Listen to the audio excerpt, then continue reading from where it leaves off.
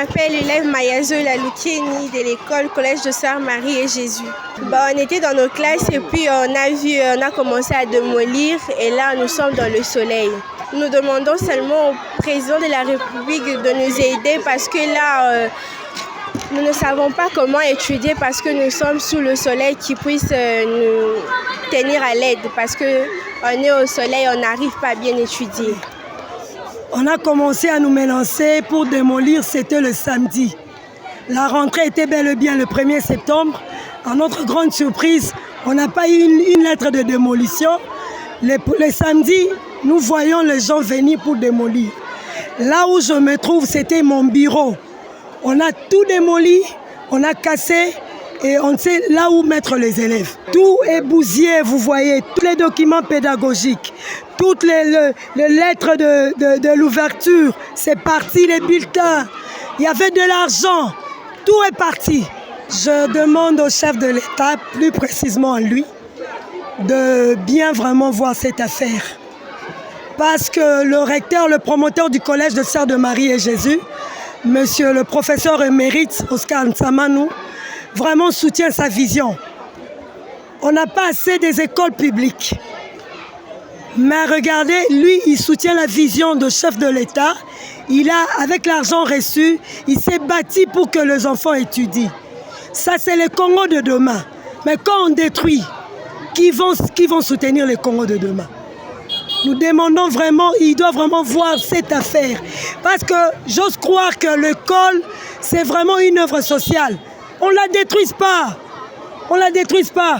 Quand quelqu'un fait comme ça, il est contre le chef de l'État. Parce que le professeur émérite, il soutient la vision du chef de l'État. On peut tout démolir, sauf les œuvres sociales. On ne la détruise pas. Nous demandons au gouvernement de venir nous aider. Nous demandons son soutien et nous appelons aux autres personnes de bonne volonté de venir nous assister parce que ça demande. Ça demande vraiment. Il a investi et nous avons besoin de faire du partenariat, que les partenaires viennent nous mettre une seconde main pour l'avancement de cette école. Regardez là, nous avons 4 niveaux et de l'autre côté, nous demandons vraiment leur soutien qui viennent nous aider pour construire les écoles, surtout au gouvernement de notre pays. J'interpelle aussi notre ministre de l'Éducation à la nouvelle citoyenneté, Madame Raïssa Malou. Elle fit une ressortissante de Rigini. Elle connaît l'histoire de ces quartiers. J'interpelle aussi sa conscience, qu'elle vienne un peu visiter les écoles privées du pool de l'Embadé, du Lembadé. Plus précisément, nous sommes à Rigini. Donc tout le monde connaît l'histoire de ces quartiers. Au moment où je vous parle, quand j'avais plus de 500 élèves, en commençant depuis la maternelle jusqu'en 4e des humanités. Maintenant, l'effectif a baissé à cause de ces drames. C'est comme ça que je vais parler. Parce que ça, je ne sais pas qu'est-ce qu'on a mis à la tête des enfants. Donc, j'interpelle à sa conscience si elle peut aussi faire sa descente ici. Nous sommes à Rigini, sur l'avenue Kolwezi. Le collège de Sœur de Marie et Jésus a 2 entrées. Si elle vient vers Salongo, elle va entrer par Parc de Virunga. Si elle emboîte la route de bypass pour entrer rond-point Ngapa, elle va utiliser la route de Kolwezi ou Général Ikouk. Premièrement, je ne suis pas contente qu'on puisse démolir une œuvre sociale. C'est l'éducation des enfants qui est en jeu.